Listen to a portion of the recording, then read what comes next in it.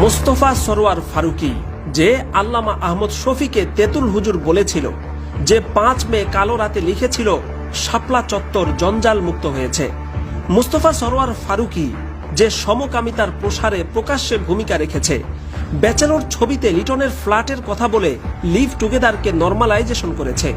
যে third person singular number ছবিতে পরকীয়াকে একদম স্বাভাবিক মানবিক চাহিদা হিসাবে উপস্থাপন করেছে, মোস্তফা সরোয়ার ফারুকী যে বাংলাদেশের সমকামিতা, পায়ুকামিতা, পরকীয়া, লিভ টুগেদার অর্থাৎ পৃথিবীতে যত খারাপ রকমের ব্যভিচার আছে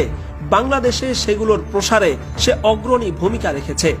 যার স্ত্রী সমকামীদের অধিকার বিষয়ে প্রথম বাংলাদেশী নাটকে অভিনয় করেছে, এমন একজন নিকৃষ্ট চরিত্রের মানুষকে উপদেষ্টা হিসেবে নিয়োগের দুঃসাহস দেখিয়েছে অন্তর্বর্তী সরকার। এমনকি ফারুক